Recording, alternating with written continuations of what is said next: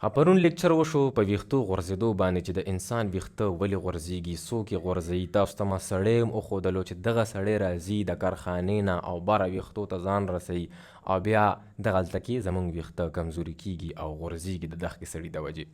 ډېر لوی ډیبیټ په باندې وشو په دې لیکچر باندې، کنځلې پکې وشوې، خبرې پکې وشوې، تپوسونه پکې رالل، ستاسو ټول بحث ما وکتل، پړاو مې کړل او دا خوند کوي. دا مونږ یوه ساینټیفیک سوسایټي جوړه کړې ده د ځان دپاره.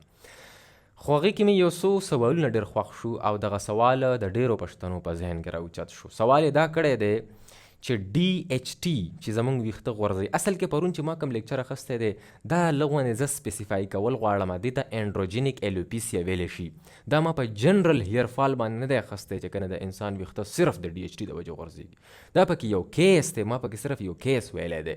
داسې خو موږ ټولو ته پته ده چې د ویښتو په غورځېدو کې د 2 نمبر شیمپو لاس شته دی، په دې کې د خفګان لاس شته دی. شاته لیکچر وګورئ کې مې د خفګان ذکر پکې کړی دی چې سټرس او انزایټي کې د انسان ویښته سپینېږي، کمزوري کېدلی هم شي. په دې کې د ویټامین ډي د ډیفیشنسي، ویټامین ډي د کمی لاس شته دی، د آیرن د کمی لاس پکې شته دی.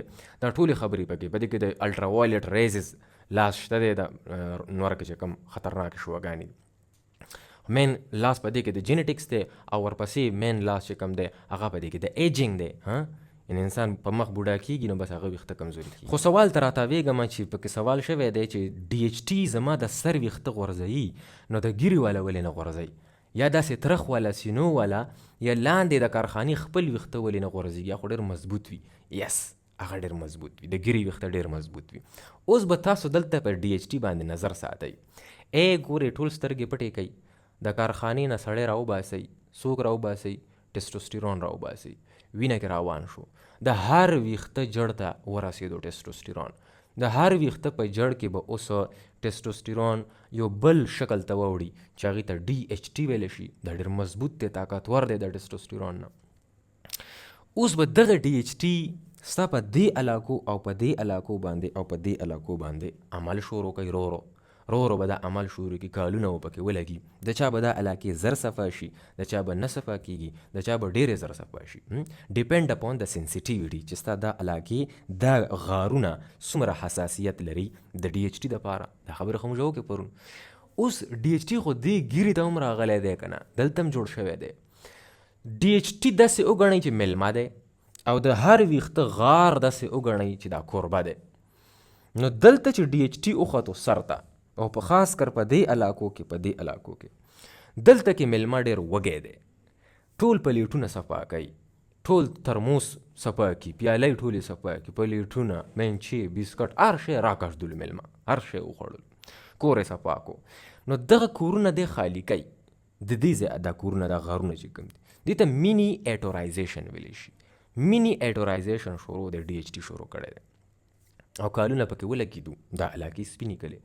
اوس DHT چې کوم دلته جوړ شوی دی په ګیره کې یا داسې لاندې په نور بدن باندې چې کوم ویښته دی لاندې تر کارخانې پورې لاندې زه تر خپو پورې دغه علاقو کې چې کوم DHT جوړ شوی دی نو دا د دې لاندې د ویښتو دپاره ډېر پازیټیو ریسپانس ورکوي.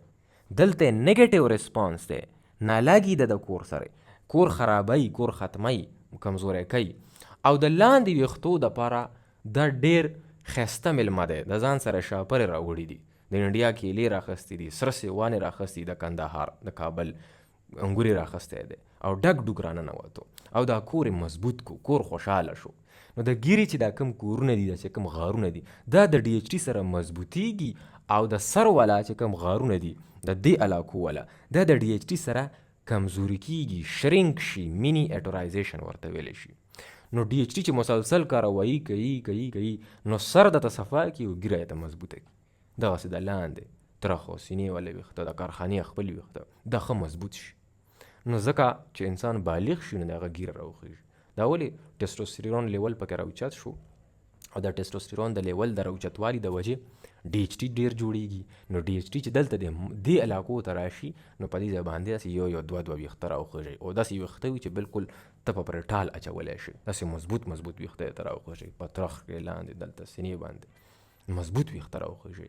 نو لاندې غارونه مضبوطی او د سر والا غارونه کمزوري کوي. دا د DHT 2 قسم ته کارونه دي. اوس به ته وایي چې یاره دا ولې؟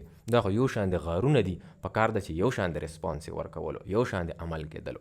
نه، د هر ویښته غار چې کم دی دا ځان ته یو ارګن دی، ګوره یو عضو دی، څنګه چې زړه زمونږ یو عضو دی، ګرده زمونږ یو عضو دی، دغسې د هر ویښته غار ځان ته یو عضو دی. نو د دې ځای والا کې خپل جین ایکسپریشن شروع دی، دې ته ډیفرنشیل جین ایکسپریشن ویلی شي. د امفل چې چا مولیکولر بایولوژي ویلي ده په امفل پی ایچ ډي کې، نو هغوی ته به د دې خبرو پته وي. ډیفرنشیل جین ایکسپریشن ورته ویلی شي.